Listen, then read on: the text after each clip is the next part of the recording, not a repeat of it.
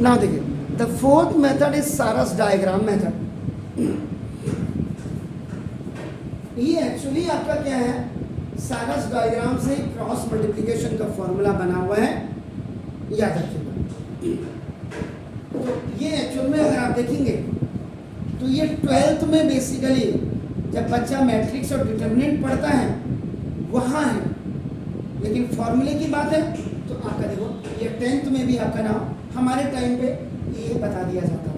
तो now you write down the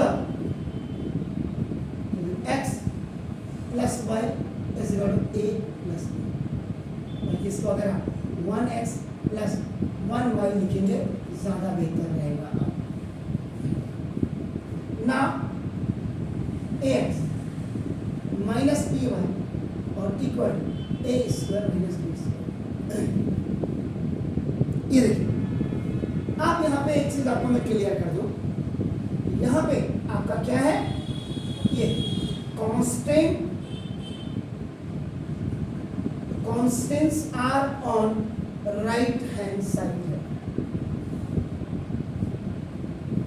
sir, right hand side में constants है, याद रखिएगा। As per Manjeet Singh sir, NCERT अगर होती, एनसीईआरटी के हिसाब से ये a प्लस बी आपका minus a minus b equal to 0 होता, और ये minus a square plus b square equal to 0 होता, याद रखिएगा। इससे सारस डायग्राम जब आप कर रहे हैं इससे आपको बहुत क्लियर होना पड़ेगा। आपका देखो ना, ये यहाँ का यहाँ लिख दिया, तो ना अब आप क्या करेंगे, collecting the coefficients of y constant terms,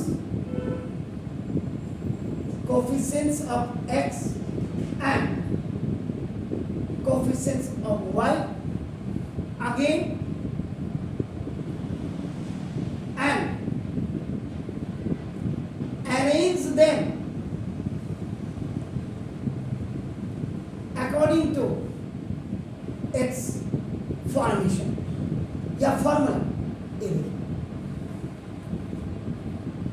बहुत क्लियर लिखा हुआ है, तो ना यानी कि b1 b2 को पहले लिखिए, c1 c2 को लिखिए, देन a1 a2 को लिखिए और फिर b1 और b2 को लिखिए। ये कहने का मतलब है। तो ना b1 इज व्हाट, x1 इधर coefficient of this and here x minus b। c1 constant is what, a plus b and this is what a square minus b square. A1 is what? That is 1. Coefficient of x. And A2 is what? That is A. And B1 is going to be repeated again. Now देखो this one. Look sir. ये आपने collect किया, देखिए। उसके बाद देखो इसकी जो फॉर्मेशन होगी, देखो क्या होती है, देखो यहाँ देखिए।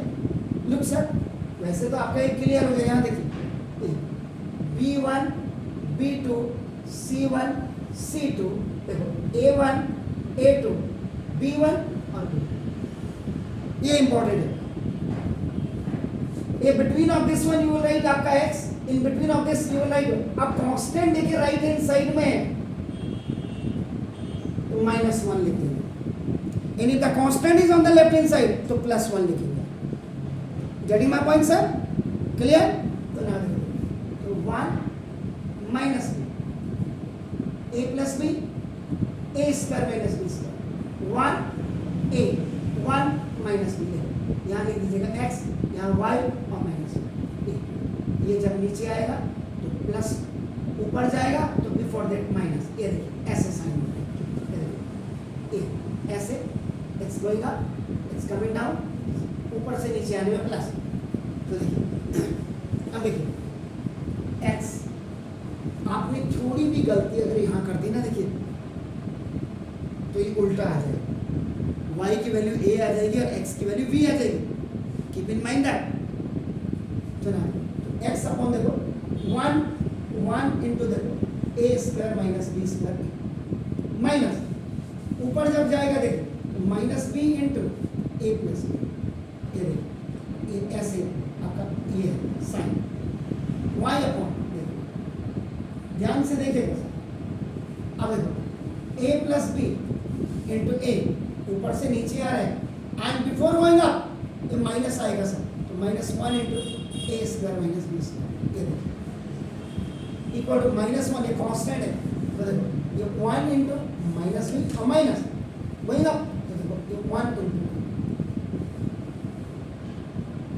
ये देखिए तो ना x अपॉन देखिए a square minus b square, और माइनस माइनस का देखिए प्लस हो गया, देखिए -1 is plus a b and plus b square, ये देखिए माइनस माइनस का प्लस हो गया, keep in mind please be concentrate, a b जा ए बी और प्लस ए जा ए स्क्वायर, तो ये मॉन्यूमेंट बाइनोमियल ए जा ए स्क्वायर और प्लस ए बी जा ए, माइनस प्लस का माइनस और माइनस माइनस का प्लस, नाउ इक्वल -1 अपॉन ये देखिए -1 कॉमन ले लीजिएगा, देन a प्लस बी, ये देखिए बी स्क्वायर खलास y अपॉन a स्क्वायर खलास 1 अपॉन, ये देखिए you write here 1 2 and 3, ये देखो अब यहाँ पे इक्वलाइज 1 with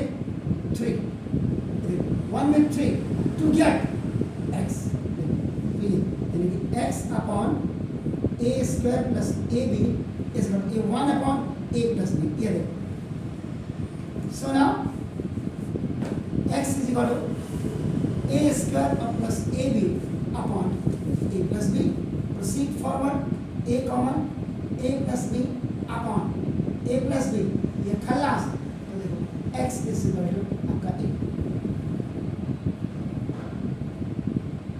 ना b equalise second with third, तो देखो अभी y अपॉन देखिए a बी और plus b square equal to 1 upon a plus b, ये y is equal to x going up, you know a b or plus b square 1 ja and upon the a plus b, so y is equal to b you have taken common, a plus b is the rest amount in a numerator, y is equal to, therefore x is equal to a and y is equal to, this was by Sarus diagram, Sarus diagram ये होता a,